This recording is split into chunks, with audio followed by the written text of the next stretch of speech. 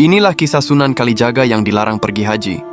Setiap muslim tentu memiliki harapan untuk bisa berkunjung ke Baitullah di Makkah, menunaikan rukun Islam kelima, berhaji, sekaligus berziarah ke makam Rasulullah SAW di Madinah. Begitu pula dengan Sunan Kalijaga, salah satu wali Songo yang dikenal luas sebagai ulama penyebar Islam di tanah Jawa. Dikisahkan, pada suatu masa, Sunan Kalijaga tengah berada di Malaka dan hendak melanjutkan perjalanan ke Makkah untuk berhaji. Namun, niat suci itu justru dicegah oleh seorang ulama besar bernama Maulana Maghribi. Ia meminta Sunan Kalijaga agar kembali ke Jawa dan tidak melanjutkan niatnya ke Tanah Suci. Penolakan itu bukan tanpa alasan. Saat itu, Islam baru mulai berkembang di Nusantara dan masyarakat Jawa masih dalam tahap awal keislaman. Kerajaan Demak sebagai pusat dakwah juga masih rapuh usai keruntuhan Majapahit. Maulana Maghribi khawatir, jika Sunan Kalijaga pergi berhaji, maka dakwah akan terhenti dan masyarakat bisa kembali pada kepercayaan lama.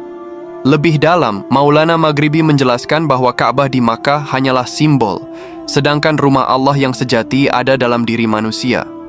Haji bukan sekadar perjalanan fisik, melainkan perjalanan spiritual yang hanya bisa dicapai oleh mereka yang mampu mengalahkan hawa nafsu dan menjalani mati dalam hidup, konsep mistik Jawa yang dikenal sebagai mati sajroning urip.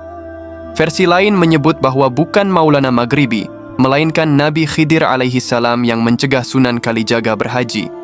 Dalam perjalanan laut menuju Makkah, Nabi Khidir muncul dan memberi nasihat kepada Sunan Kalijaga agar tidak melanjutkan perjalanannya jika belum tahu apa yang akan dilakukan di sana.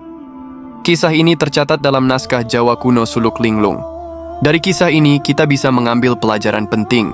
Kadang yang lebih utama bukan mengejar kesempurnaan ibadah ritual, tapi menyelamatkan umat yang sedang dalam kesulitan. Sunan Kalijaga dilarang berhaji karena ada umat yang membutuhkan bimbingannya. Di zaman sekarang kita juga perlu merenung. Apa makna ibadah jika lingkungan sekitar kita terabaikan?